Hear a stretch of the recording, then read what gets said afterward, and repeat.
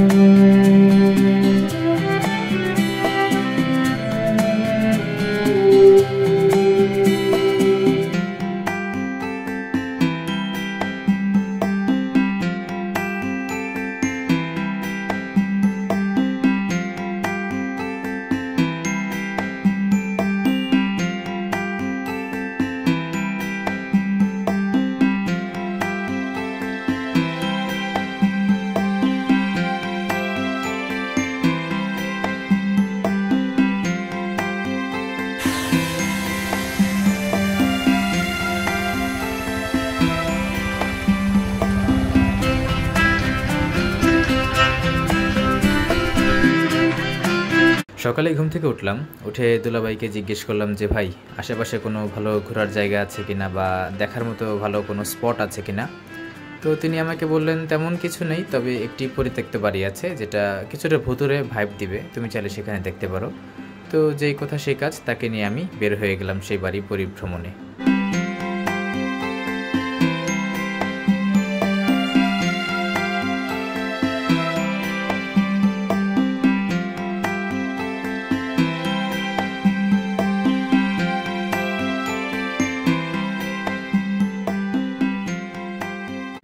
আমি বর্তমানে যে লোকেশনটা যাচ্ছি সেটা ঠিকানা হলো শিবালয়ে, অর্থাৎ মানিকগঞ্জ জেলার শিবালয় থানার আমডালা গ্রামে।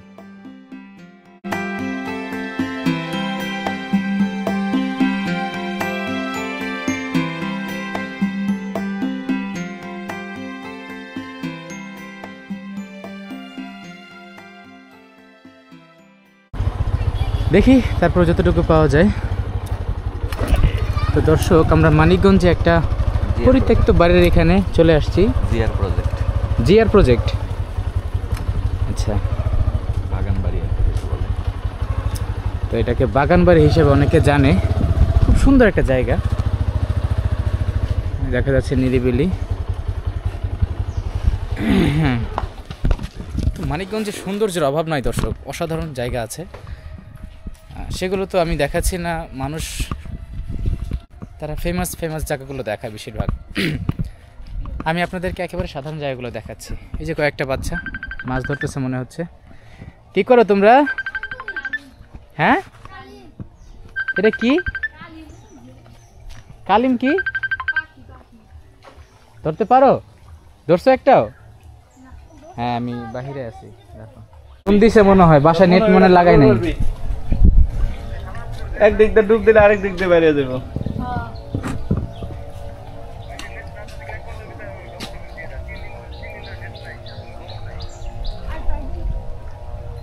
আচ্ছা রাখো, আমি ভিডিও বানাইতেছি, রাখো। তো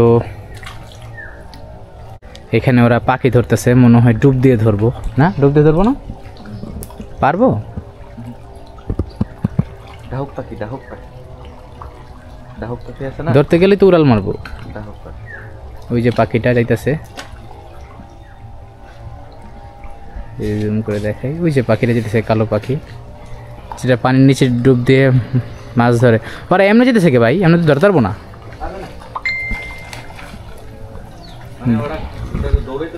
হ্যাঁ, হয়রান করবো তো, হুদ দেয়, পারবো না তো, লাভ তো নাই।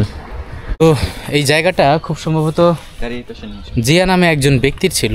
বাড়িটা হচ্ছে গিয়ে পরিত্যক্ত। উনি হচ্ছে গিয়ে এখানে এই যে মাছের বিভিন্ন আর কি, ওই চাষ করার জন্য বিভিন্ন, এই যে এখানে সেফটি ট্যাঙ্ক আছে, কত সুন্দর একটা বাড়ি বানাইছে। তো অনেক টাকা, অনেক অর্থ খরচ করে এই জায়গাটা বানাইছে। আবার এখানে আমের বাগান কিন্তু বিশাল বড়, বিশেষ করে আম্রপালি আম আছেন, ওই আম্রপালি আমের বাগান। তো এখন উনি এখানে থাকেন না, ভদ্রলোক। বাড়িটা দেখেন, মানে খুব শখ করে বানাইছে, দেখলেই বোঝা যায় বাড়িটা। তো আসলে এত শখের বাড়ি বানায়ও কেন যে থাকলো না উনি জানেন, আর আল্লাহ ভালো জানেন। তো উপরে ওঠার আসলে কোনো ব্যবস্থা আমি দেখতেছি না, পুরো ভূতুরে একটা বাড়ি। যদি উপরে ওঠার মতো ব্যবস্থা থাকতো আমি উঠতাম, মানে একেবারে পরিত্যক্ত, পাশে জঙ্গল, ঘন জঙ্গল দেখতেই পাইতেছেন। তারপর হচ্ছে এই যে এখানে। তো আমি যদি আপনাদেরকে এই ড্রোনের মাধ্যমে, সামান্য একটা ছোট্ট ড্রোন, এটার মাধ্যমে এই বাড়ির উপরের অংশটুকু দেখাই, তাহলে আশা করি আপনারা বুঝতে পারবেন বেশ জায়গাটা কেমন। তো আমি আপনাদেরকে এখন দেখানোর চেষ্টা করতেছি, একটু অপেক্ষা করেন।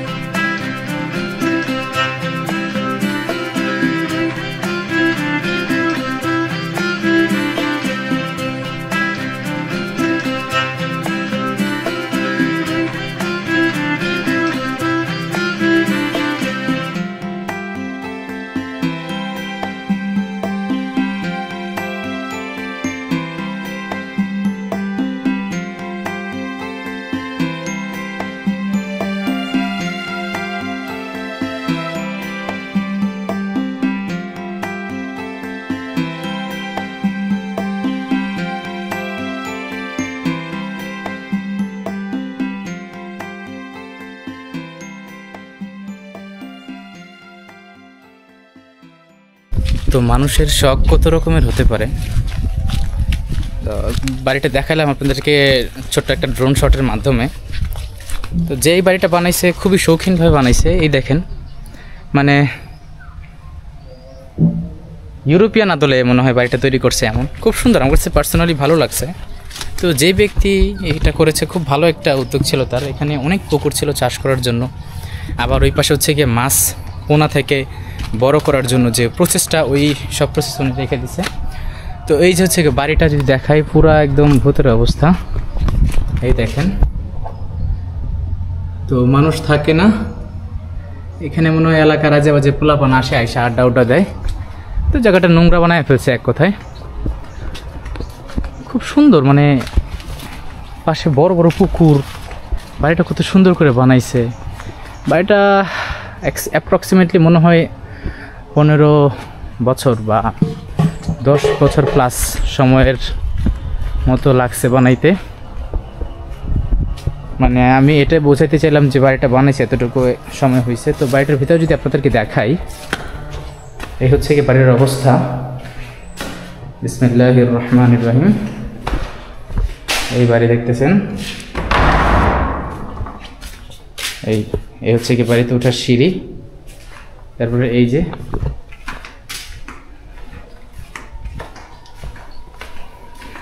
এই হচ্ছে কি কামরা, মানে রুম। এই তো মানে বাড়িটা এমনভাবে বানাইছে ওরা জমিদারদের মতো। তৎকালীন সময় যে জমিদাররা ছিল, এই জমিদার এরকম বাড়ি বানায় আসলে। এই যে অনেকগুলো কামরা আছে, কক্ষ আছে, এটা মনে হয় ওয়াশরুম। এই হচ্ছে গিয়ে ঘর। তো শখের তোলা 80 টাকা কেজি কথায় আছে না।